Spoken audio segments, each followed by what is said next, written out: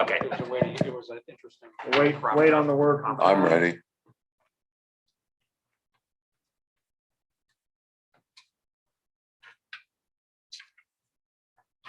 Okay, Ron, you ready? I'd like to call to order the August 23rd meeting of the Isle of Palms Planning Commission, and note that the public were duly and press were duly notified in accordance with state law.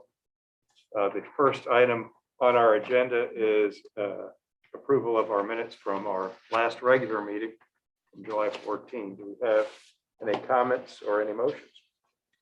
Move we accept as written. Second. We have a motion and a second. Any comments? All those in favor? Aye. Aye. Any opposed? Passes unanimously. So the first order of new business is to view and discuss demonstrations of the new tool to analyze housing and short-term rentals.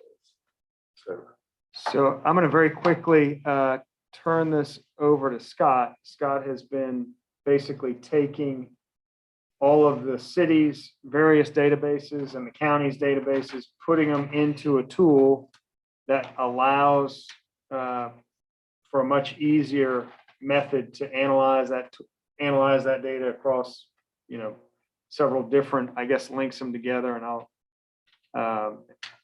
let him get into the details. But the hope is that, and while you're listening to and looking at the capabilities, the hope would be that this group could kind of watch this demonstration, and if things pop into your mind that you believe would be useful information to pull out of it to help you analyze trends having to do with short-term rentals and trying to make a judgment as to whether or not things should change, and if they should, what those changes might be, that would be useful, I guess. So I'm going to hand it over to Scott. Scott has shown Stephen and David and I several weeks ago, just kind of shown the framework of how it could work. So we've seen a little bit of it, but and I think he's continued to kind of build this thing out. So with that, I'll let Scott, if you'll kind of walk them through what it can do. Yeah, and please jump in if you got any questions as I'm going through. It's not really, I wouldn't call it a demonstration. It's more of a presentation of the system. And I guess to preface, if I can use it, anybody can use it. So why don't we just kind of go through, John, if you want to put up the first slide. So John, Steve, Dave, jump in meeting. anytime. So we've got a tab up saying the meeting's recorded. Do I hit that on this one? Yeah. Just hit. Okay. Got it. Yeah, and while he's doing that, after this, if any of you want to get on the system, we can arrange to get you an ID and have you go in and play around with it. It's pretty easy, and I think, Sandy, you'll see probably some similarities to like MLS and some of the other systems out there. So it's a lot of the same structures. So it's basically an Isle of Palms housing application review. The one thing I do want to emphasize, any numbers in here are strictly for discussion and illustrative. We want to make sure nobody takes anything they see on the slides and any conclusions. So this is really more about the tool itself and not about the data. We're going through the cleansing now, and we've got a few more things to input, but I just wanted to emphasize that as we get into this. Next slide, John. Okay, quick agenda. We'll just go through the objective and advantages of the application, just review kind of the assessment framework process that we've been following. Talk a little bit about common definitions and assumptions. Those are required so that we're all talking about the same thing. And that gets into what's really called kind of like a data dictionary. Data gathering status and timeline, that's a blank right now. I think that's something for the team here to discuss how we want to go forward. We've got some sample questions, and one of the nice things about a tool like this is you can basically formulate your question, then select your measures and attributes and answer your own question. So it's a if you want to, the best way to use a tool like this, or at least for me, is to, what is the question I'm trying to answer, then go in and select how you want to pick and filter, and then hit the enter button, and it should spit out for you. We've got some screenshots, which will give you a little bit of an idea what this is about. The analytics capabilities, you can manage large disparate data sources, which is what we're doing. These are all coming from public sources. like the county, Douglas's 10 years of licensing. We've got advertised data. We've got a number of other sources. Dashboarding, user-defined analytics, on-demand reporting, and mapping. We've already got all of the records, GPS, so that you'll see some features where you can just click and it'll map the properties for you. And then we can talk a little bit about next step. There are some other ancillary uses that will come out of this, I think, like we could map septic and sewer. We can age septic and sewer properties. There are a number of other things that we might want to use a tool like this for that aren't related to this specific project, but we've got the information. We can probably use it to move some things forward. And then next steps. Okay, John. Objectives pretty clear. I think we've all talked about that. We need a solution to manage and analyze the data effectively. We've been kind of single threaded and having to rely on spreadsheet mergers, kind of levels the playing field and gets us to accelerate decisions. The advantages, it's the multiple data challenges and analytics. It's available now. We can use multiple sources and the access can be provided to all user groups. So the Planning Commission, members of council, if they want to use it, and we can also get information to the public if we want to go that route. Okay. The assessment framework, this is, I think, what we talked about, the 3 buckets here, define where we are, and that's really getting all the information gathered, look at historical trends, bedrooms, units, licenses, occupancy, capacity. We've talked about all of those. Takes the guesswork out of where we truly are, and evaluate the current impacts to the residential and commercial sections of the island. Define where we're heading.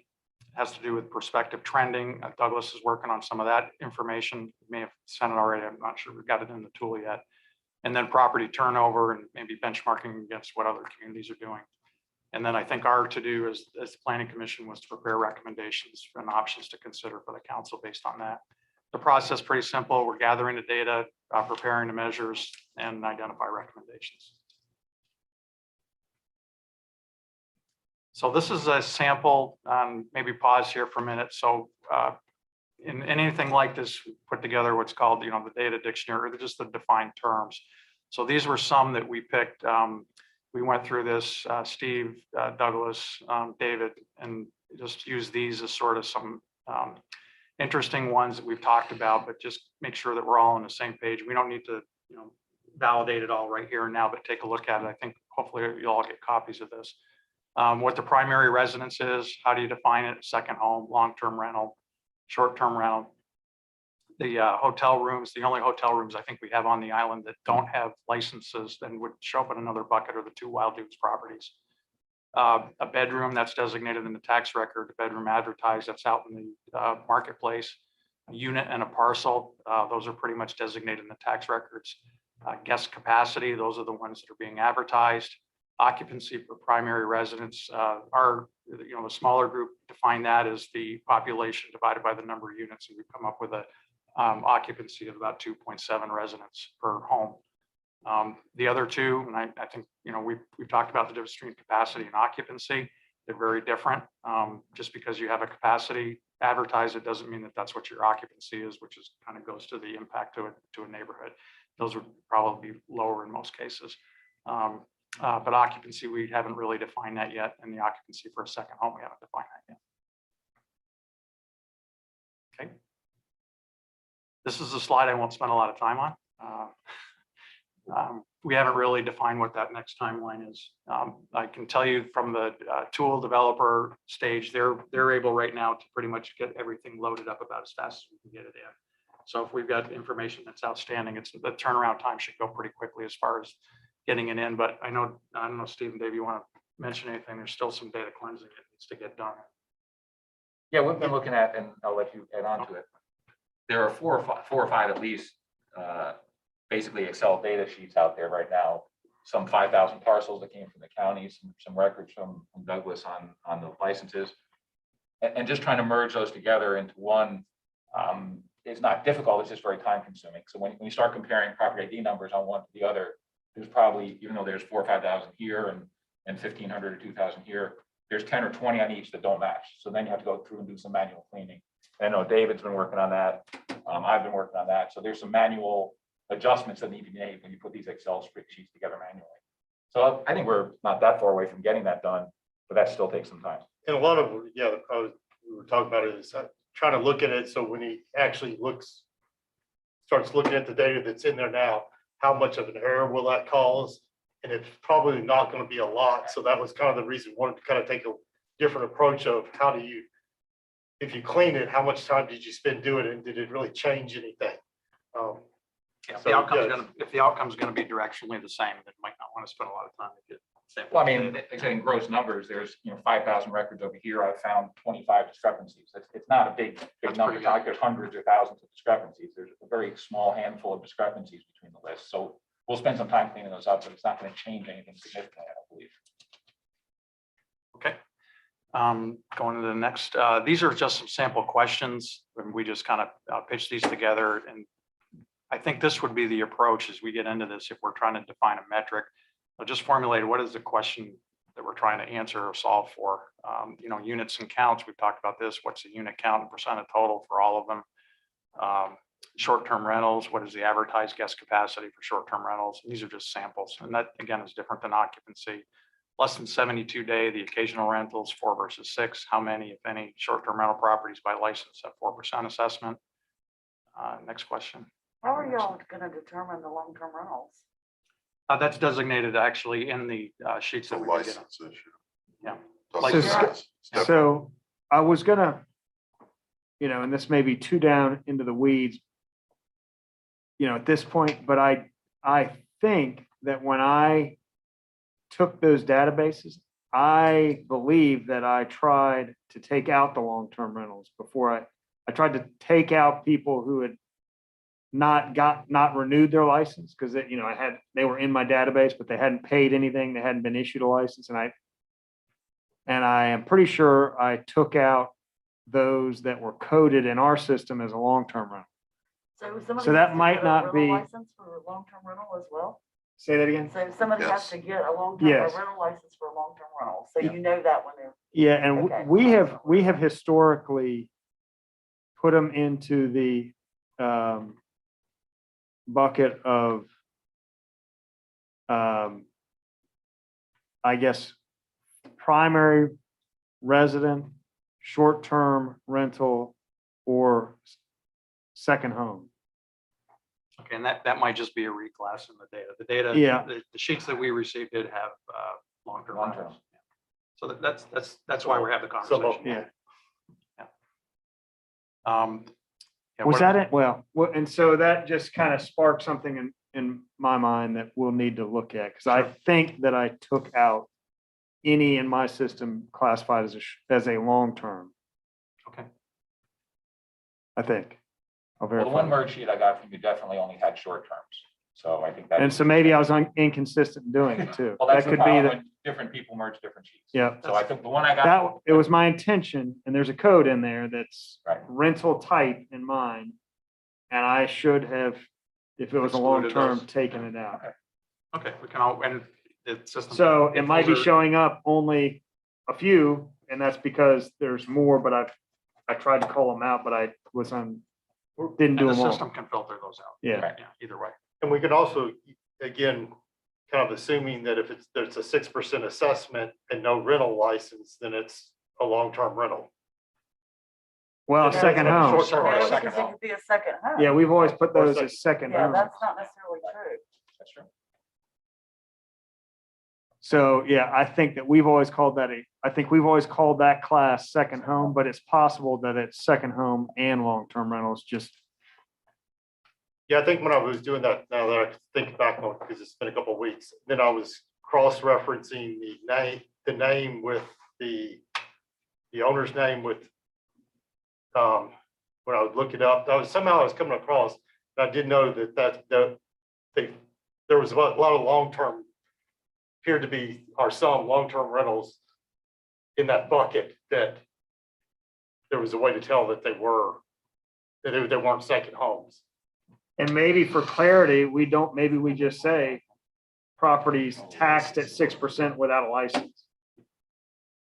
Yeah, that would go back to that whole definition. Yeah. Yeah. Just redefine it. Because That's I what think it is. maybe we're kind of, okay. Again, How these much are, time is it worth investing? Yeah. How much time is it worth investing for what will be the outcome? Well, and that's Well, why I was that's- getting to before, we're talking about a couple of handfuls at that point, and it's not gonna change the number significantly. Yeah, But I think it's more important that we understand it. Actually fixing them all may not happen, the 20 or 30 that it applies to. So we need to look at the data and figure out where it is. Well, and to Douglas's point, the vast majority are being pooled into a second home. Yep. But there is a difference a big difference between a long-term rental and a short-term rental. So, I mean, it is maybe. Well, they're separated. Yeah. Yeah. So Let's we sell do them need to- separately. Yeah, it might be that long-term rentals are getting pooled with second homes. And I don't know if that's, I That would be can't more really, likely the case the way the data is now. yeah, Not, they're more likely getting turned, but lumped in with second homes rather than short-term rentals. That's probably true Yes. from the data I've seen. I mean, it could be a primary residence. You can't use the 6% either because I could rent, I'm not, don't get excited. But, this is a I could rent compliance my house out, exercise. mine's just my primary residence. If I rent it out for the lease for a year, the assessment wouldn't, Yes, it does change. it would You're change only legally automatically. allowed 77 Yeah, whatever. days by That the was state, 72 days. to 72 days, and then you revert to 6%. If they catch you. Right. Well, I'm not planning on doing that, so don't. I thought that was Don't long, put me on the that's a list. good question. I thought a long-term rental, if you rent it for a year, you retain it. That would be somebody's primary residence. Somebody's right. Well, that's what I was thinking. It wouldn't revert. It to I didn't goes think to the county would 6% change it till the because next it's year. not owner occupied. The Homestead Exemption Act is only for owner occupied, which you apply for and get the 4%. But I think they there's even, aren't Sell a out there house. inspecting. Right. So if you leave for a year or two on a, go out of the area and then come back, I mean, I don't know how they catch you. seemed like there was also a provision, if the tenant was responsible for the taxes, you could actually have the house given the 4% for a, for a long-term rental. So you do really start getting way down into the weeds of the tax and property tax laws. And anything over 90 days is long-term Right. by state statute. 90 or long. And city code, that's a city code as well. Yeah. I didn't mean to get in the weeds on that. I was just. No, that's, trying to that's understand. all right. And we don't need to go through every one of these questions. These are just samples that we sort of talked about as examples of different buckets. And I would encourage you to dream up or make up, or if you have an interest. But I think when we get into trying to define the metrics for the project, we need to ask those questions and define them. And then, hopefully a tool like this can help us just spit the answer out.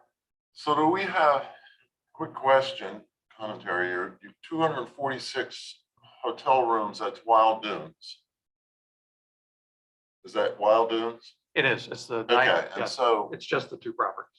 the other hotels are condominiumized, so they're vacation rentals, each and every one of them. That's why they were segregated out. Sam, They all have a because separate those- tax we- ID number. Yeah, when we Yeah, went through the yeah, data, understood. they had licenses, so it wouldn't be fair to double count them. Right. Yeah. Right. No, I guess the real question is, none of the hotels, motels, whatever they are wholly owned. They're all condominiumized. Outside of Wild Dunes, Correct. yeah. Thank you. Yeah, and then Wild Dunes Hotel even has some anomalies there where they have lockout. They have one unit and one ownership, but a room has a separate locking door that can be rented separately. And in some of those cases, there will be two, and this is in the villages, there will be two rental licenses for one unit, but But those are condominiumized. The villages is all condos, isn't it? yes. So they're individually owned, so yeah, But some of them will be one unit with two licenses, like a duplex, basically. okay.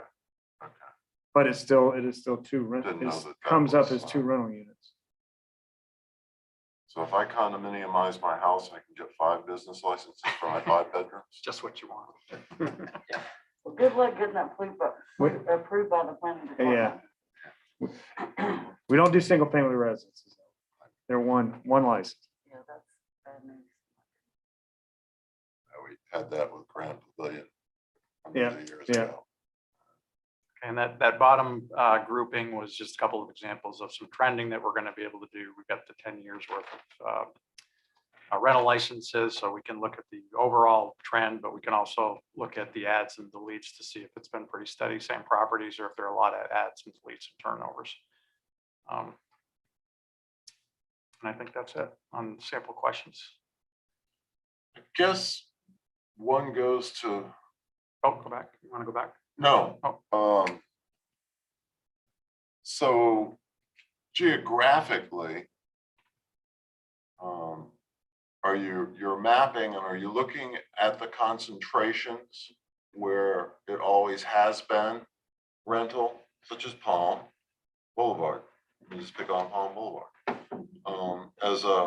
I think over half of the homes on Palm Boulevard on the ocean are vacation rentals, I think what I've heard is there are only about 8 or 9 residents. residents on Palm that are not rentals any longer. Yeah, well, we're getting into that, and the answer is yes. That can isolate. Okay. That can isolate by road. It can isolate by neighborhood. It can isolate by home type. We'll get into that. We're going to show some screenshots now. So the first one, and this is, by the way, this is all customizable by user. We can customize it however we want. We can. This stuff's all exportable, downloadable, all of that.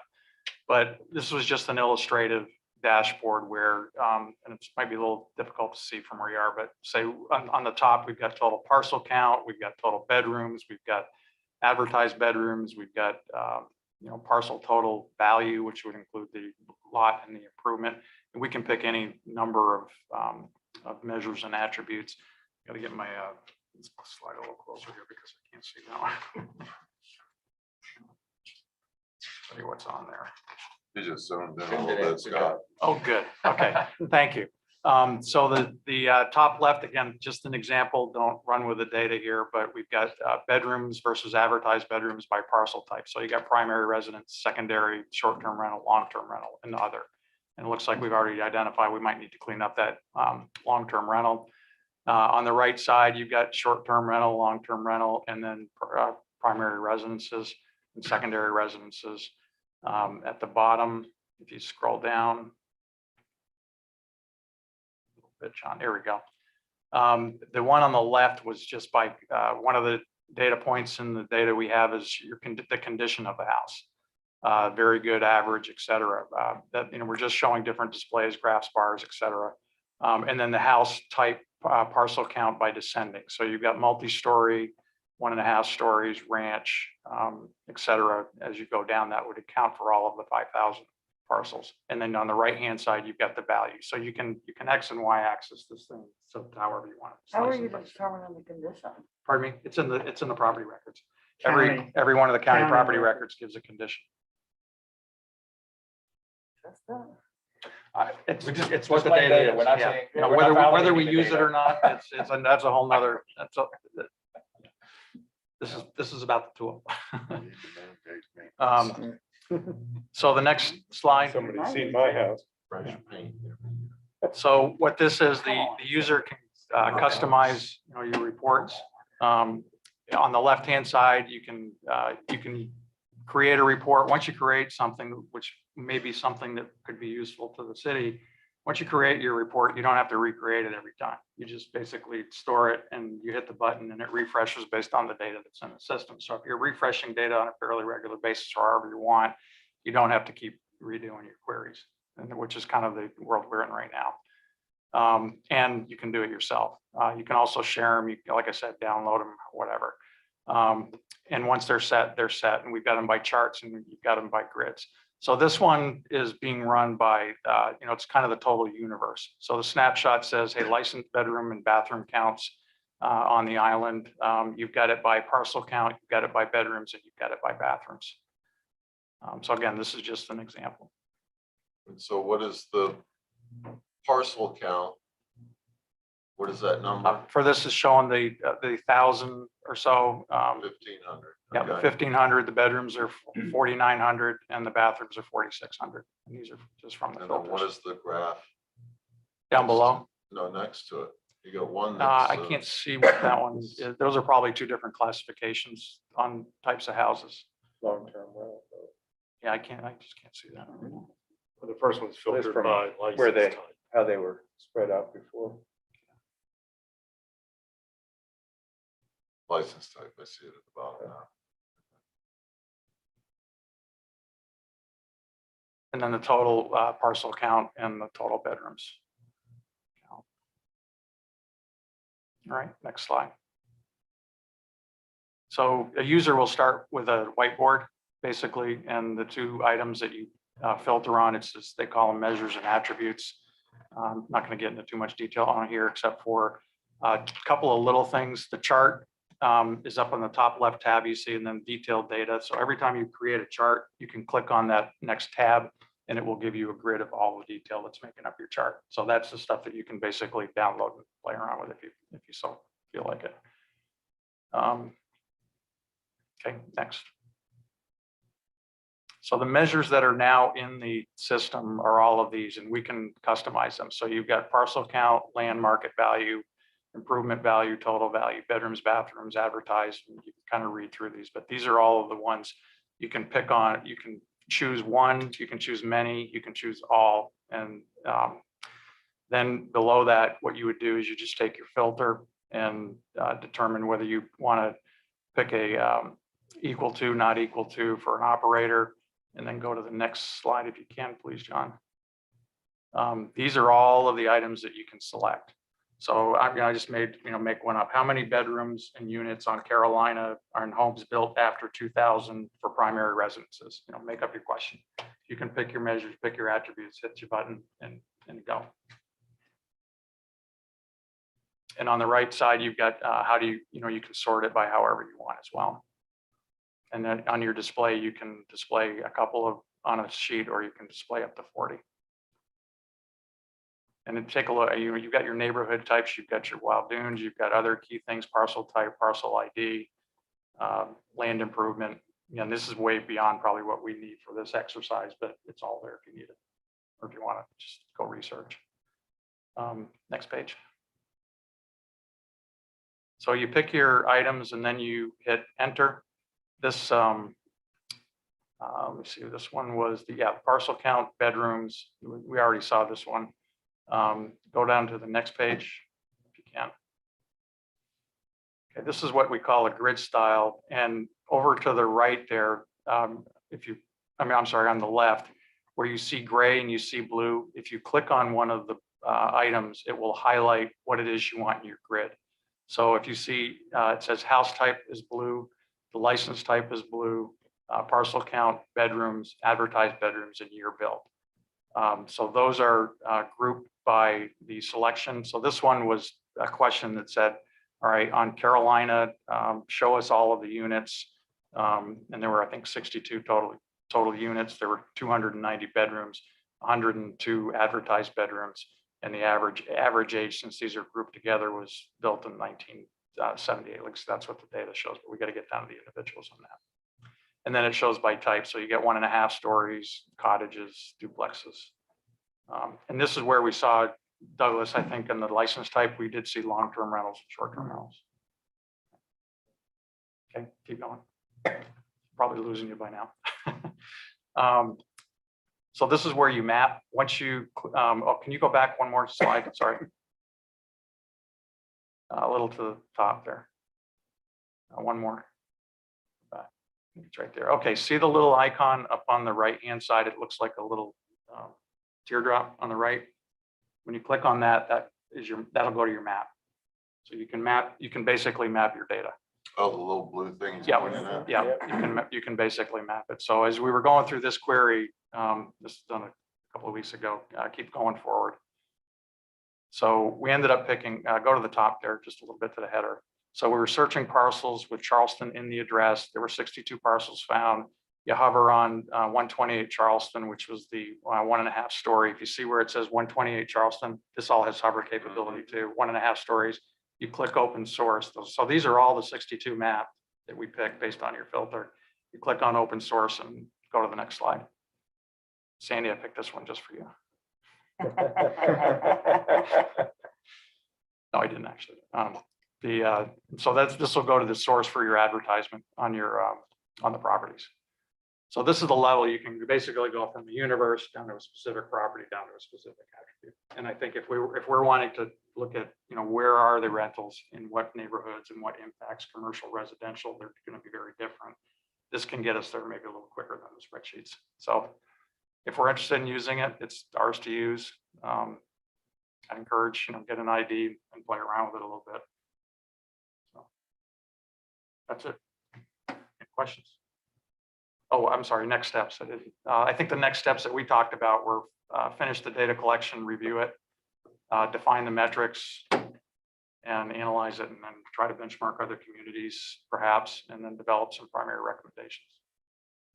And Scott, I think you were saying before we started, you basically have all of today's data into the system. We can look at it any way we want.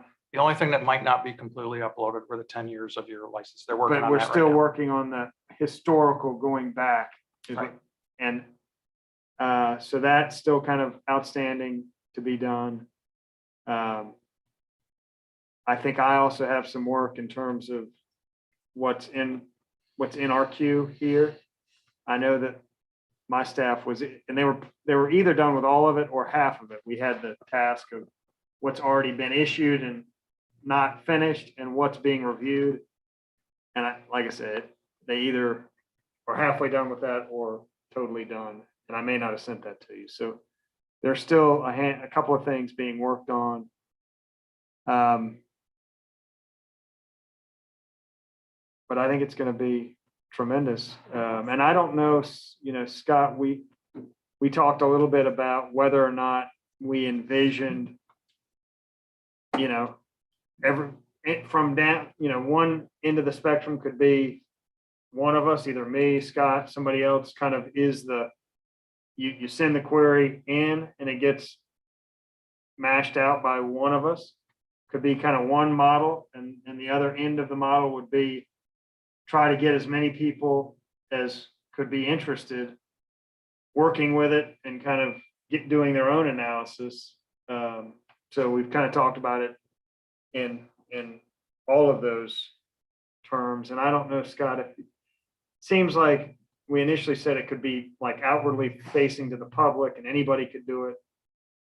But maybe that's not really Yeah, a and I would practical- take that. I think that it's something that, there's no information in here that's not public, and could be utilized. It's a matter of system loading. If all of a sudden you get 1,000 people pounding on a system, that could be challenging.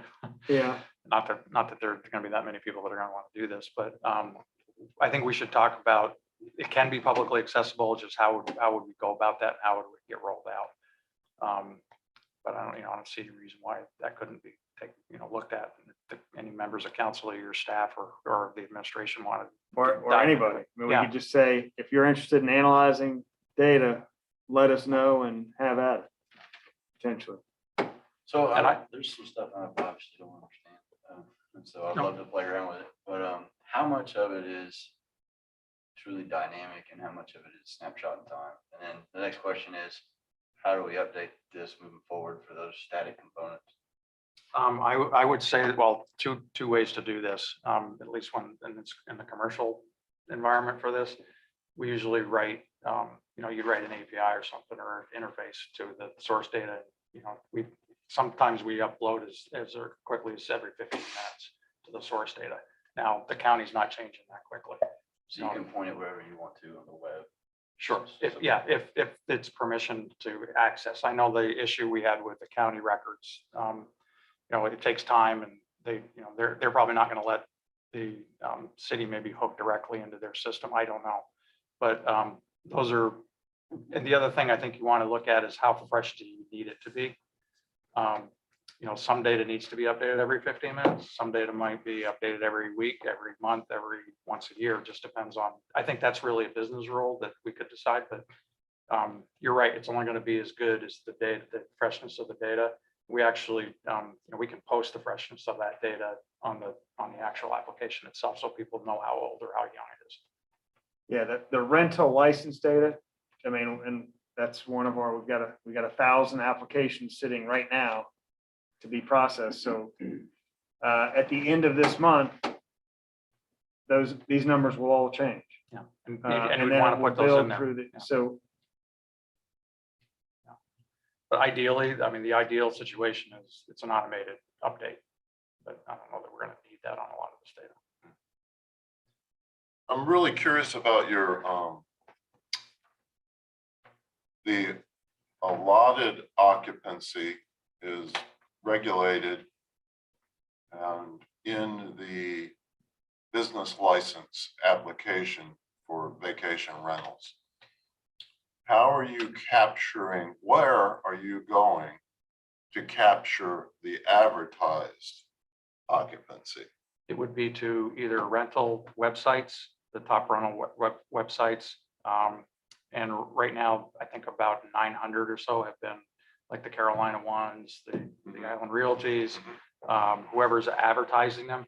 There are some defaults in there right now, like to a Zillow or something, but you know, how accurate that is maybe, but yeah, no, that's what I'm saying. They might not be accurate. Yeah. So that's why, Okay, you know, I'm just saying if you're advertising or the owner is advertising, that's what they're advertising. That's kind of pretty cut and dry.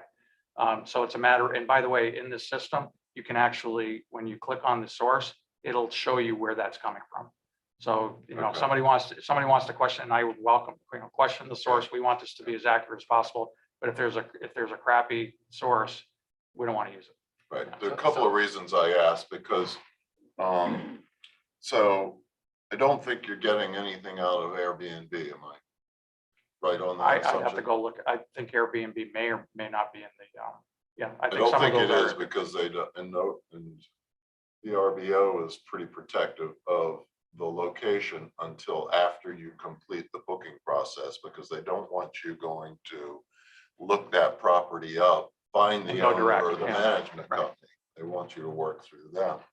And a lot of people don't understand that, but, so those two sources, that's why I asked, because I know I work with them. They're not. No, that's a good question, and we want to make sure that, you know, that's why we want to go through all this exercise, make sure we got the valid information. And even in some of the testing, Sandy, we're not seeing a huge variance between what's advertised and what's on the tax records. You know, we're looking at that. We're not looking necessarily at the business license. That would be a third data point that we, you know, if we have it, we could put it in there. Because then you could see what the advertised is versus the, you know, versus the license, but, you know.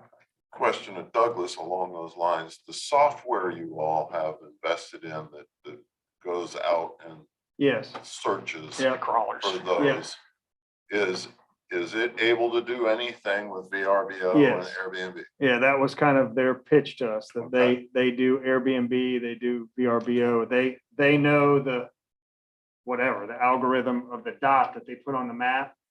And they take that Okay, dot, they locate it, and then they Correlate it do with- some verification of, okay, it's, you know, its data says it's a 3-bedroom, and then I guess they cross-reference it with the county record to verify that what their algorithm thinks is the location is actually the location. so So that part is two, kind of what their primary thing they're doing. well, that's what I thought you had said. Part two of that is the occupancy. You're not looking at it's advertised as That's correct. 8 people. and We it's actually we have not done that, and I will about say 6. that, yeah, that's, and we, you know, we deal with this all year, in that the city's ordinances are fairly convoluted when it comes to allowable occupancy, and it all triggers back to the state of affairs in 2010. So we have this 2010 database that, and the way it works is there was a cap established for any newly constructed house after 2010. But if you had an existing house that was over 12, you could reconstruct that house and maintain the higher occupancy. There was a time when it was 2 people per bedroom plus 2, but there was an alternate method that was a person for every 250 square feet. So occupancy is not just 2 people per bedroom plus 2. It really kind of gets back to what the records in our office indicate the state of affairs was for that property in 2010. Well, that may be one of the biggest challenges we have with this exercise is the capacity versus occupancy. They're going to be two, and they're going to be seasonal, and they're going to be density at the commercial. You know, I think that's really what's kind of driving some of this is the perception of density in the residential as opposed to density in the commercial. Would you agree? Yes. One of your earlier charts there touched on rental capacity or that's not the right word. I can't remember what it was. The potential, rental potential. So there are multiple properties, I know from experience, that owners just rent them 3 months out of the year. But I want to be careful on how I say this. You got to be careful in extrapolating that, oh, it's available 365 days, when in reality it's only, I don't know how you measure that. It's not on the license. I don't necessarily see Well, that they at still have all. the capacity to rent it even if they don't. So would that not be correct? So your Well- total capacity number might assume that every house is rented 365 days a year, because that is the total capacity. Doesn't mean that the capacity is 100% utilized. Yeah, But, you're getting into occupancy utilization versus capacity. right, so Two different I guess things. what I'm trying to say is a house, that has 4 bedrooms and can be rented and is rented, has a rental license, they still have the capacity, the ability. So when to the rent it resident, out. when the owner moves back in with his 4 children, is it going to be the same occupancy as a rental?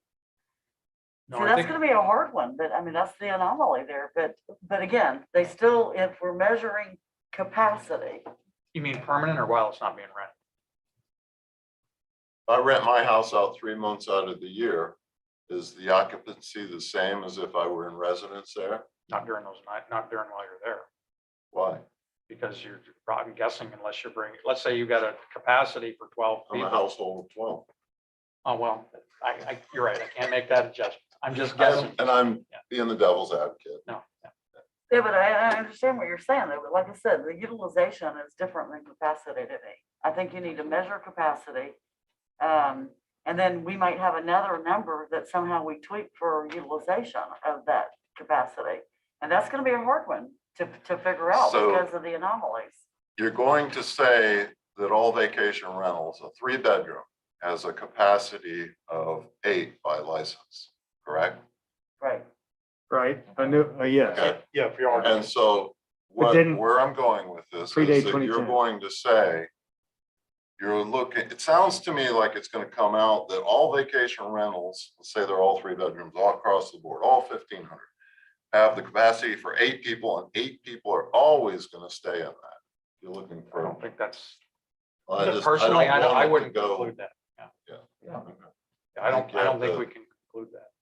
I don't think you absolutely can't conclude that. But you just said you could. No, I didn't say that. Well, that's I said the capacity is different than the utilization. So to Okay. me, Yeah, so the the capacity. capacity is what you're talking about. The capacity is, all those 1,500 houses, 3 bedrooms, 365 days a year. That's the absolute max that we could have rentals on the island. Well, at that snapshot, because it can change, right? We don't have any moratorium on rental licenses or anything like that, so it could change. But the utilization is something different that we will have to try to figure out. And it will be more difficult to figure out. But I think you're right, Sandy, we have to be very careful of putting out on the public that we have X number of renters, or however you want to say that, because that's not Yeah, true. no, I don't want to, I just want to be sure Yeah, that we're that's not taking true. in some variables. Okay. It almost And seems, maybe there's a way to do it, Sandy, that says, okay, at the extreme, you've got a house that advertises capacity of 24. Okay, and then you've got our average, we know our resident occupancy is 2.7. So, call it roughly 9 times. Are we going to say that unit is generating 9 times the activity that's a 9 unit, and then you got a 1 unit? I don't think we can make that. That would be the extreme, but it's probably, if that averages, 50% capacity during high season, we can make some different assumptions on that. And I think we're gonna have to rely on the experts like yourself. Exactly. And some of the other rental companies in town that deal with rentals on a regular basis. I mean, that's their job. That's what they do. We're gonna have to get some input from them because we all know it's seasonal to some degree. We have some seasonality in our rentals. It's not just in the summer or spring, but maybe not as much in other times of year or whatever, that better than I do. But Couldn't, you're gonna have to take that into account when we throw these numbers out there. couldn't we get to it? And I think that I can definitely see problems of assuming percent occupied, this rental is, we think 30% occupied. I can see real problems in kind of going that direction and putting something out there that instantly people can start punching holes into is never kind of a good path forward. But I mean, couldn't you kind of get to just a data point of kind of the 4th of July scenario of each year? In the year 2021, if every unit was 100% full, based on the number of rental units, their occupancy, the number of renters in short-term rentals, that year was this.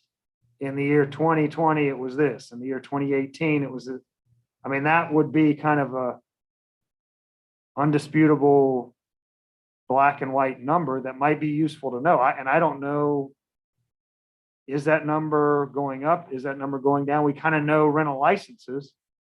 We know what they are, but to my knowledge, we've never looked at actual occupancy on that kind of worst case scenario day. And maybe that would be useful to know. Yeah. If we could harvest that out of the software. Most of us have a dashboard in our softwares that will go down however deep you want to drill down. Seasonally, monthly, we analyze weekly compared to similar years past for occupancy to see what our trends are up or down. Do they tell you how many are coming into so you record how many people are showing up to? I don't go into the people count, So that would be in the bedroom count, no. It's simply Number of If- people. 123 Umpty Ump Street rented July 4th week last year. Where is it this year? In terms of it's occupied. So I have 300 properties, 200 are rented, then I've got, what's that math? 75%. Okay, so let's say 60%. So let's say your total capacity, total capacity on the island then is here, just for discussion's sake. What we could do, based on what you're saying, if we can get some of the rental data from the community over the course of a year, we can say, hey, you know what, the occupancy is, or the rental of the capacity is sort of like this, in the winter, it's not so much, and as it gets to be April, May, what have you, it's getting closer to the capacity. And then if all of the capacity is rented on July 4th or July, June, July, and August, we know that capacity is rented. We don't know what the occupancy is. That's For gonna be the instance, nut. June, and I'll just, June, first 2 weeks of June are very sketchy, based on school years, different things going on, colleges and such. And then the last 2 weeks of June are usually right in there at 85 to 95% occupied, those last 2 weeks. July is, again, that at 85 to 95 all through, and it's solid weeks. And then the first 2 weeks of August are typically that 85 to 95%. And then you fall off because school starts. So we're driving down that hill now, and it turns to more weekend business, even at that, versus the solid weeks. We don't require, week only stays. It's a lot of weekends, and it's typically the smaller things that are renting a lot of times, because the grandparents and the parents aren't able to get all the kids together, go on vacation. Sandy, in your years, is that the same? Would you guess that's the same pretty much every year, pretty much every rental company, pretty much every rental? You I could would almost, assume that they're all in touch with their business models at that level to some No, degree. no, I'm saying those levels. I mean, could you No, yes. almost, Oh, yeah. could you almost guarantee The with some degree of occupancy certainty that 85 or- Wild Dune sees the same almost percentages every week that you kind There, of, the only, the variable for Wild Dunes is the conference business, and that's predominantly, I would challenge in the hotel, not so much in the rental units. yeah. Although they do have some. And it's- Yeah, I think we would be fairly reflective, and I've got a note to kind of look and pull that together. See how that looks, We because don't- it is, it's up and Yeah, it's and down. we need to account for that somehow. I'm not There's- quite sure how there's- we're gonna do it. There's spikes each year for But what is gas important? prices. Right, Well, neighborhood impacts are going to be different in February than they are in July. I Right. mean, that's But what we're talking about. the other thing I think is the trend Something Marty's- analysis is what we're really trying to also look at. I don't think, again, with this information, I think we need to be careful how we put it out to the public. Sorry. So we don't cite one side or the other or whatever, but I also think the trend analysis is kind of what we're after, really.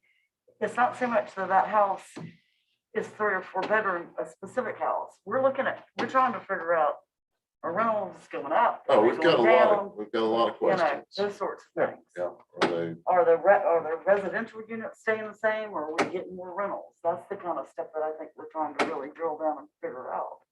Well, maybe to wrap up, if any of you are interested, let me know. I'll get you set up with an I'm idea and a interested, training session. Definitely. Just send me, Yeah. just send me a All of quick us. request. We'll get it set up and maybe we get it off. I don't know what the rules are on training off of a meeting, but we probably don't want to have that training session regularly scheduled. Yeah, just, well, As long as it's Or not do a we? forum, We can can. do it, right? Yeah. no, we could just have a meeting, a training meeting. Oh, okay. Would be fine. Sounds like everybody wants it. Yeah. Yeah, now that y'all put on all the hard work, we'll be glad to take the fruits of Yes, your sir. labor. Hey, And knock play yourselves with it. out. You know? Like I said, if I can use it, anybody can. Do we need a training session? I would recommend even a 30 to 45-minute orientation because of the features and there's a lot there. I just touched the top of it and yeah. Okay. There's some features you might like that we didn't talk about. And hopefully we'll, if council should be considering allowing virtual meetings, so that this would be kind of, I would think this would be ideal where you're actually looking at your screen and Yes, doing it yes, virtually. So it would be actually better to do it. be probably better via to do it Zoom, virtually. yeah. So we'll schedule that as soon as we know that we can. Is there, it does seem as though this group, and I think this is correct, but I want to be, I want to kind of talk it through. It sounds like for this analysis, this group is really wanting to focus on what the actual trend of units is, as opposed to, in prior analyses, it's been things like having public come in and talk about the problems that they had, an example of, this is a horror story that I've dealt with. And I will say that was kind of the last time the planning commission did it. It was more focused on, well, what's the police protocol for when you get a call? How does that happen? Am I understanding correctly that what you all are foreseeing that you're doing is really just looking at the kind of balance of housing and how it's used and whether or not that really sparks an interest in any kind of limit?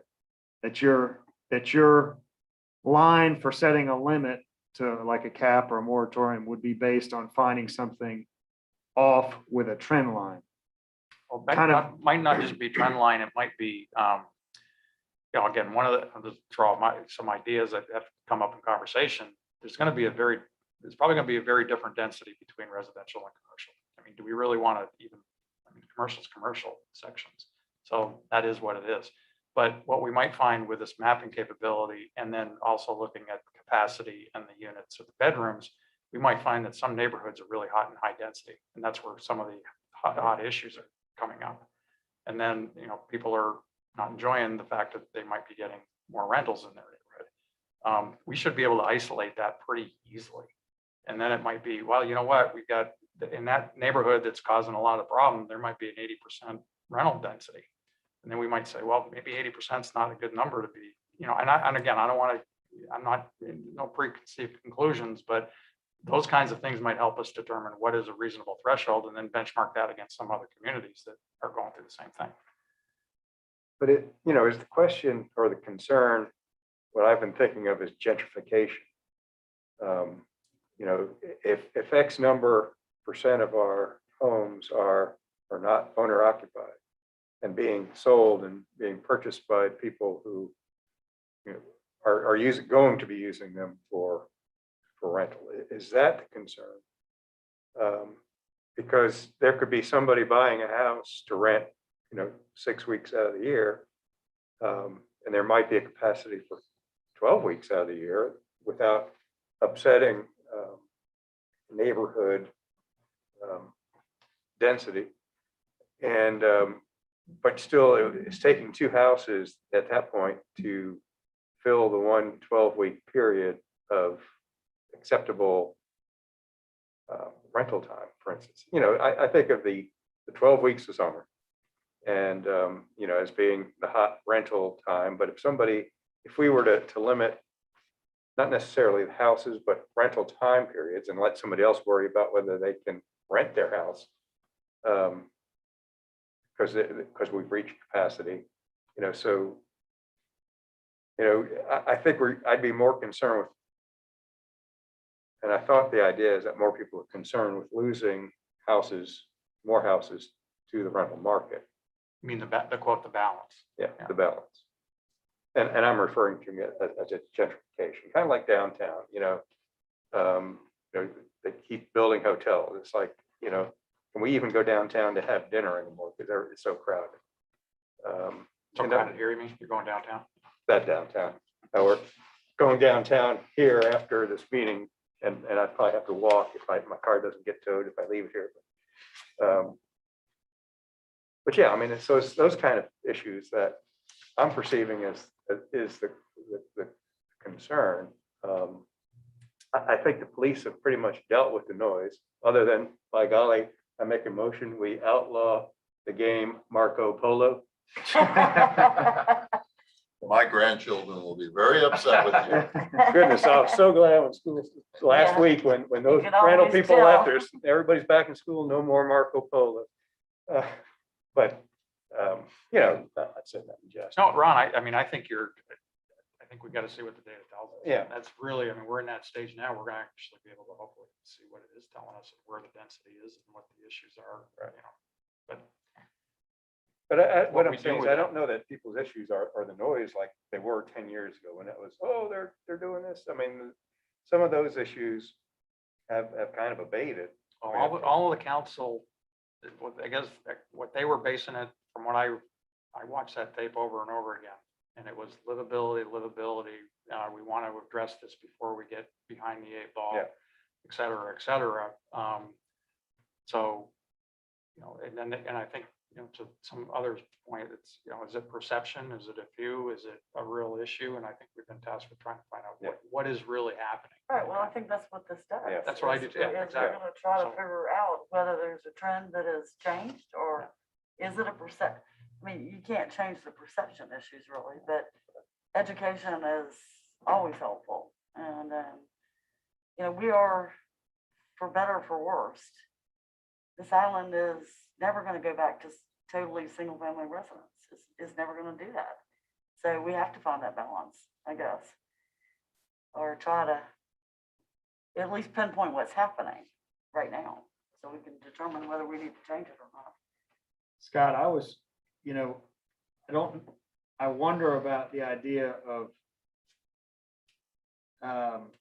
if a community is already, the example earlier was Palm Boulevard, it may already be at a point where only 8 houses are still full-time residents. I mean, are we saying that we're going to keep those 8 from becoming a rental?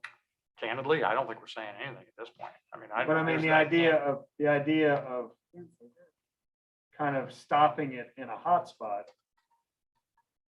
I wonder, I guess I see problems in doing that. If you're one of the 8 who is completely Douglas, surrounded. I'm not That's even the problem close to with somebody that's across the getting to bridge. anywhere You near can't- that. you Can't kind of target a one conclusion, person yeah. and say, you could do it and the other one can't. Sullivan's did it. Yeah. Did they? Yeah, but but didn't they take 20 years, Sandy, to get it back? You don't worry. Oh, sorry, Didn't about didn't they take 20 plus years to you know, Well, they they said, hey, did. They did we're gonna work go with back them, to yeah. residential over a period of time without the grandfathering and kind of, Yes. now they've they got did what, do that. 59 rental properties left, but it didn't Yeah. happen overnight. and they didn't have, Yeah, I think they only had 100 when to they. start. I was gonna I say, think they only didn't have started what with we about had. 100. Linda Tucker was their administrator when that came through. She came over here. I think Kiowa has, Shortly Kiowa's got a 20% penetration rate in, I think, the residential area, but they haven't hit that yet, I don't think. So, you know, we might want to look at some other communities and see what they're doing, but, And I would caution that, I keep hearing, well, Mount Pleasant's doing this, Mount Pleasant's doing that in terms of putting a cap on. Mount Pleasant's not a resort beachfront Right. community, and so I don't wanna, With things I to know do. people keep looking and thinking that way, but, I think we have to take some of the history into account. And the reason I say that is I have a lot of owners and neighbors that bought homes when the pricing was low. Arguably, it's low now compared to what it'll be tomorrow and the next day. They bought in, they rented for a few years till they hit that retirement. What do we do about those? Not gonna let it happen? Yeah. So are we gonna, when you push down, something rises up somewhere, are we gonna cause something to happen by doing that too? So that's just, Well, I'm not sure that we've even analyzed the data enough to determine if No. there's a problem yet. So let's Yep. do our analysis first Yeah, Well, we're in and then We're make in the conclusions the later. infancy stage of having the numbers. yeah, comparing our community to Kiowa or Seabrook, I think is unfair. We have a lot more to do here. So, those communities, you go there, if you were to rent a house for the beach, it's about solitude. Because you gotta drive freaking forever to get anywhere. And here, we're a whole lot closer down to Charleston. We've got things going on here that some of those communities, they're just not, it's not an active beach experience where this kind of really is. So, we have a different quality of beach vacation than some of those other communities. You might go to Seabrook to play golf and forget about the beach. Here, I think people come to go to the beach or, that's just some of my observation. I don't know. I wish we were talking about traffic and not vacation rental, just because that's the big annoyance for me and for my owners, my neighbors, and it's. Well, I Well, think I that's sometimes part of what question we're whether trying to people are look very at. good at separating those two. And if they want to throw the label on, we've got too many rentals and that's causing traffic. Right, and I think we need to make sure those are very different issues. I do. Well, the agree renters with aren't that. parachuting in. And that- Well, Scott, they're also Marty, not ones that are bad to enough to address break that, every 3 hours if to it get off was the island. all owner occupied, I would challenge the traffic would be nearly the same if everything were owner occupied versus the vacation rentals. Most of them get here, stay in the homes. Do they go out and eat? Do they go do different things? Yeah, but they're 90% of it, it's a family event and they're doing things locally here. I don't know, if that's true. I mean.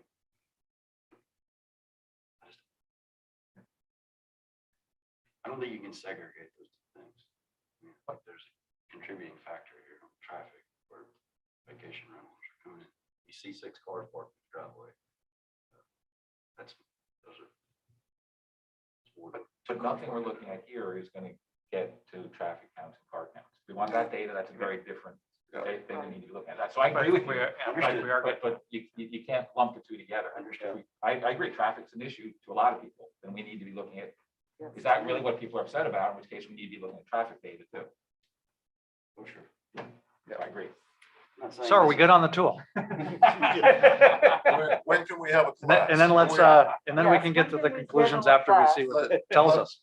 Let me summarize, if I heard what Douglas said, is if council votes for allowing offsite meetings, Zoom, potentially, then we can put together a date at that point. Sure. Wait to Can hear can we from ask them. them to approve it? Well, it's on We their need their agenda approval. tomorrow. Oh, it is, Oh, okay. But Um, there's no way for us to have it, even if it's training for us to do. No, because it's gonna be Well, public. well, so you could, we could do meetings of 3 without it being a meeting. You could have Scott could train 2 of you at once. But I think it's all gonna be moot after tomorrow night. I think we could do a Okay. Zoom It- meeting. Preferably, it would be great to have you all on Yeah. there at once, So Scott, do you think or that, maybe not. do you think that the tool is at a point now? Sure. I mean, there's a few things that need to be It's added. not, it's not perfect. It's iterating, but it's Yeah. usable. Okay. Just, So you know, let's look see at how it from a tomorrow total night goes. perspective, Not the accuracy of all. Go ahead. If tomorrow night goes well, we'll just schedule a Get something on Zoom schedule. shortly thereafter. Steve can train us. Scott, thank you for, Yes. well, It is very, Steve. very impressive. Steve, Lot of hard David, work. David, Scott, thank you. Yeah, these guys, And And Douglas. thank you. It was really, I gotta go Scott. take it. It's very impressive. It is. if you like it, thank Douglas. If you don't, blame Scott. Yeah. There you go. There you go. All right, let's move on to something else. Recommendation on the RFP for the stormwater drainage master plan. And I was not here for that last Yeah, meeting, so I don't so- know where you were. So I will just kind of recap that Davis and Floyd was the chosen responder. We went out to them, asked for pricing. They came back with a very, very high level, kind of list of tasks with a total price of $248,000. The final part of this is we do need a recommendation, and I think at the last meeting, the planning commission generally felt like it would be good to know how each task basically was pricing out.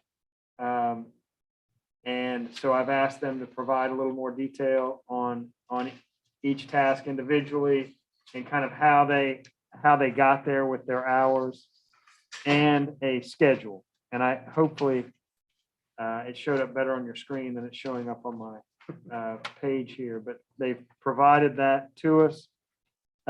Also, since we last met, the group has gone before Ways and Means and gave kind of a condensed version of the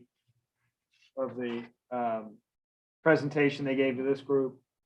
Ways and Means unanimously recommended that city council engage them, but it was done with the understanding that this group was going to be reviewing this first. So that would be the process here would be once you all have made a recommendation, it goes to full council, and then they would make a final ruling on what to do. And those that had, did this answer those that had questions about the pricing? That and the timing. Yeah. Yeah, I'm good with the schedule. I like that. Yeah, Yep. the schedule's good. One other thing is we had talked about potentially recommending a phase, and that was going to be the one part I wanted to, if you generally were okay with the proposal, the pricing and the scheduling, I wanted to go down a little bit farther and see if there was still interest in recommending only a portion of it, or if you wanted to, if you were of a mindset to go ahead and do the whole bit. Well, my thought would be, I think how you move forward with the task, I think that would be how you would administer the contract. I'm okay with all the pricing that's submitted, and then you can say, okay, let's get started with task one. I don't think we at this level want to authorize this task by task. That wouldn't be my thought. Yeah, that's the way that we did Thomas and Hutton, the last project, where the approvals were given overall, but the staff entered in You to administrate. sequential contracts as long as things kind of progress. So Yeah. if you all are agreeable to that, Yep. it would work well. I only have one comment, and and perhaps I'm misunderstanding, but the development of a maintenance program 2.2-E on here. Minuscule amount, big scheme of things. That's a future subject to change entity, and it feels like what we really wanted was all these other analysis to come up with some marching orders to move forward to engineer the fixes. That's correct. And then, but at the same time, before we get the engineering, we're developing a maintenance schedule.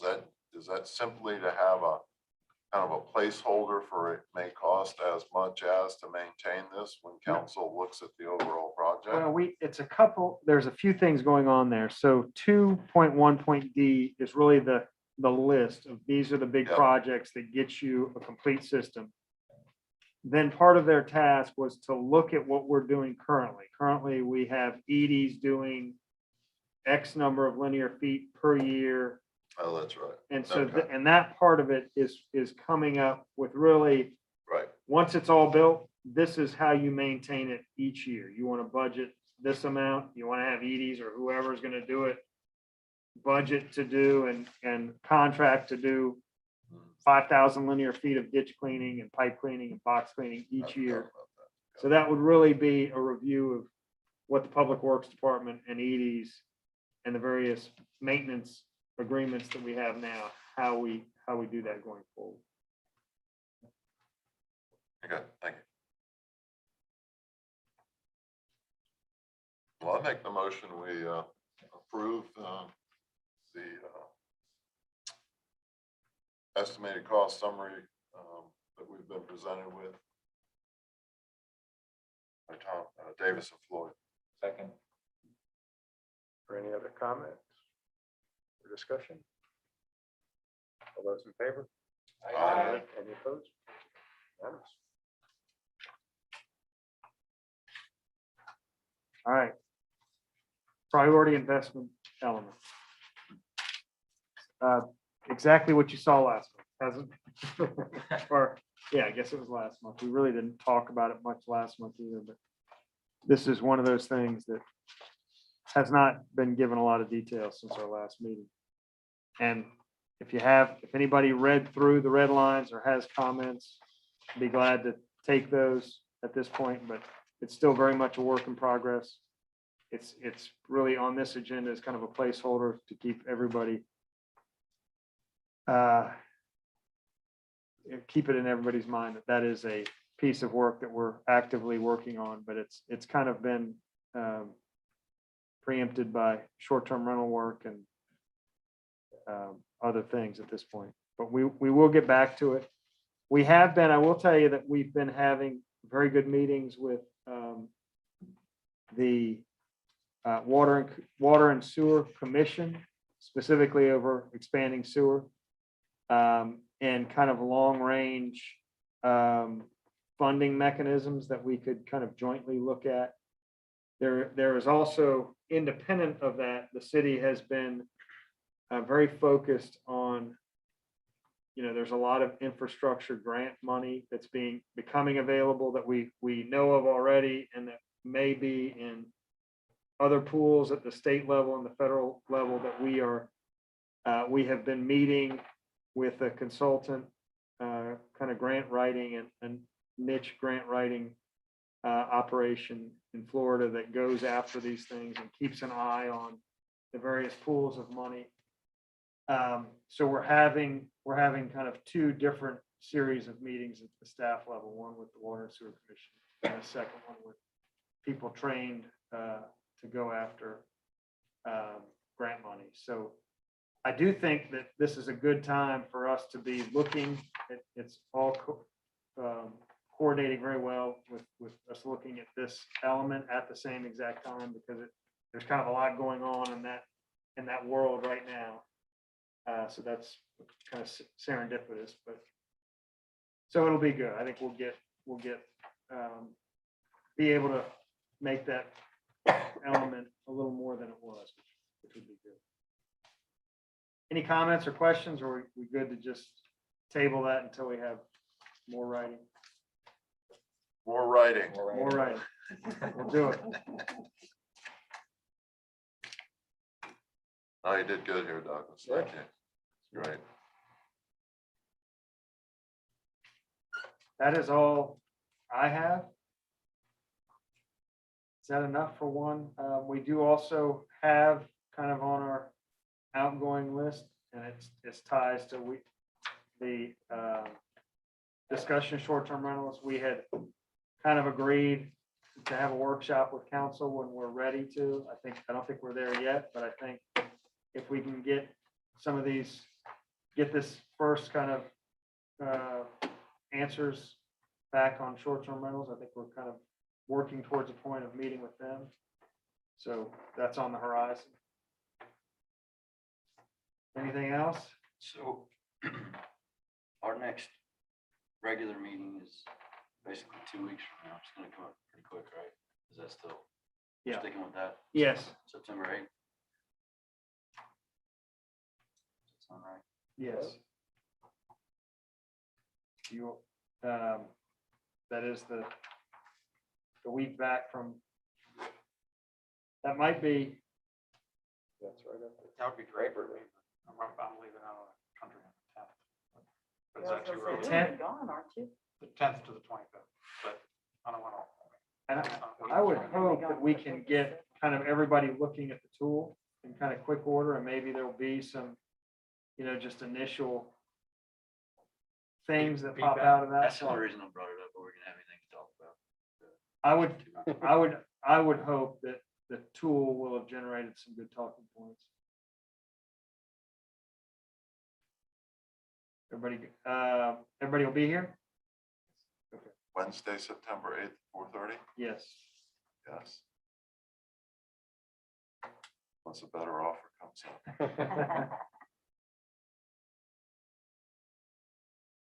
All right, Ron, you want Yes, to do the best part? except nomination. Brain is dead already. A motion to adjourn. Motion to adjourn. Do I have a second? Second. All in favor? Aye. Any opposed? Here we have it. Thank you.